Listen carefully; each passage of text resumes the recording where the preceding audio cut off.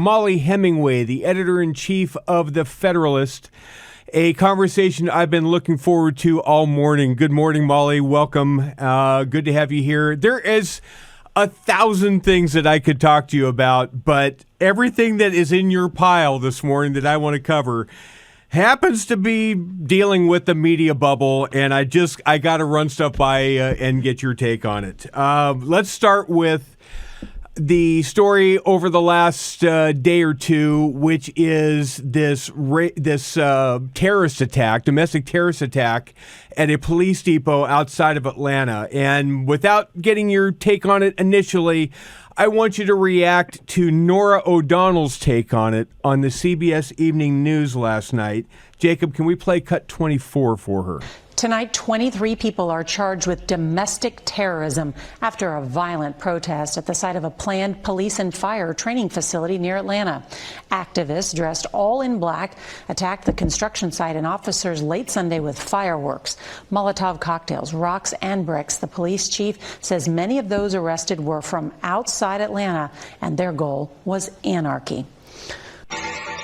Now, while that was going on, simultaneously over on ABC's World News Tonight, they had this report filed, cut 25. And tonight, some protesters accusing police in this latest incident of violating civil rights, saying in part that this, quote, reaffirms that this cop training facility should never be built. And David, only 2 of those charged are from Georgia, the rest out of state, and 2 people even from different countries. And David, City Council overwhelmingly voted in favor of that training facility, both Republicans and Democrats in support. David. Now, Mollie Hemingway, I can't quite put my finger on it, but there seems to be something missing from those reports. Can you help enlighten the audience of what salient point may be missing from this story? Well, there's so much missing from this story. I know. These things have been going on for months, first off, and the type of tolerance that we see for this kind of left-wing violence is crazy. There were some interesting arrests. You know, they're mentioning details about the arrests, but not mentioning that someone from the Southern Poverty Law Center was arrested for participating in these violent protests. You mean those people that are counseling the FBI on who to target? Those guys? Yeah, this group that goes and tells people who are terrorists in America apparently had someone there. They actually defended his participation there. They claimed that it was just, legal representation, that he should not have been arrested. We'll have to wait and see what the details are. But it's so interesting that this group that was also responsible for the memo, they were the source for the memo that traditional Catholics are terrorists. Yep. That became quite newsworthy. The rad trads, right? And they've previously had people taking part in Antifa riots and protests, and they are frequently used as a source by the FBI and other groups to determine, who is good and who is bad.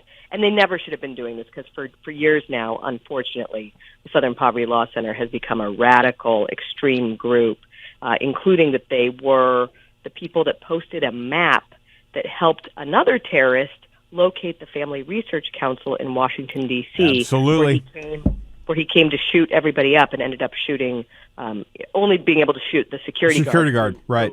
Who took care of the situation.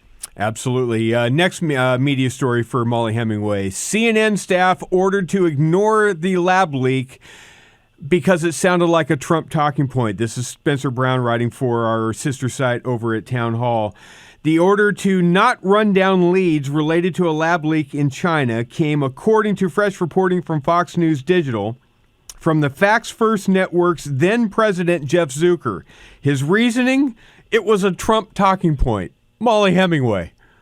I mean, it's great when you get acknowledgement of what we've seen at CNN for years now, which is they weren't reporting the news. They were reporting narrative and propaganda based on who they thought it would help and who they thought it would hurt. And we've had a lot of people admit that they were not covering the very understandable theory that this was a lab leak because they thought it would help Trump, and they wanted to do anything in their power to hurt him, including helping Chinese communists with their propaganda that led to the deaths of millions of people. In the Washington Post, there is a op-ed today by a guy named Kevin Blackistone, which is calling for Major League Baseball to expand on what they did in Georgia to Florida, because apparently they don't like Florida's politics, so they think that Major League Baseball should pull up stakes and, I guess, not have spring training there, Molly? Oh, Dwayne, this one hits me very personally because I was a lifelong Major League Baseball fan until they boycotted the state of Georgia to protest that Georgia made some slight improvements to their election security and election cost them $1 billion, right? Yes, and so now this Yahoo is being published in the Washington Post saying that Major League Baseball should repeat their grievous error that did so much to damage their relationship with their fan base by also waging an economic boycott of Florida. And I also just want to remind people, it was President Biden himself who called on corporations to do an economic boycott against the people of Georgia because he did not want election integrity in that state. Back to the Lab Leak story, just for a second, because there was a little bit of fun that came out of Bill Maher's program on HBO. On his panel Friday night, one of the panelists was John Heilman over on MSNBC. And when they were talking about the lab leak theory, Heilman got put on the spot and said, well, I've always taken this seriously, except our friends at Fox News have a bit of video from the pandemic where the same John Heilman says that anybody who looks at COVID as a lab leak is engaging in a conspiracy theory. Molly. I love when there is tape evidence of Isn't people it just lying. grand? But I've always viewed this as a bit of an intelligence test. Like the idea that you had to come up with this crazy idea that it was a bat or a pangolin when there was the Wuhan Institute of Virology in Wuhan that was investigating coronavirus and how to do gain of function and doing gain of function research on it. Like, it's an IQ test whether or not you thought that was a reasonable theory or not. And pretty much the entire media class failed that IQ test because they wanted to hurt their political opponents. Now, this next story is an actual legitimate tragic story. A former White House official dies of injuries after a business jet she was on hit turbulence. This is a Michael Laris story. A former White House and international development official died last week after the business jet she was flying in hit severe turbulence in New England, officials said Monday. Her name is Dana Hyde. She was flying with her husband and one of her sons on an aircraft owned by a rural broadband consulting firm, Connexon, the company said.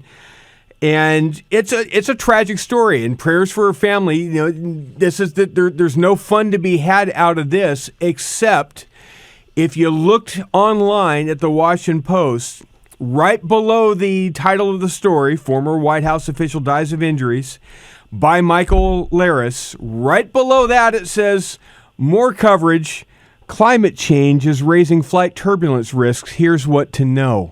Molly, they never miss an opportunity. Ever. That's amazing. I didn't even know about that, but it's almost like a religion for these people, and it's just, I don't even know what to say about it.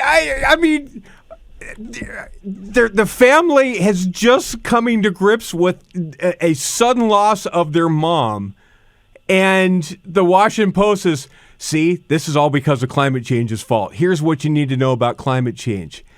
I mean, it's like Rahm Emanuel is actually running the world.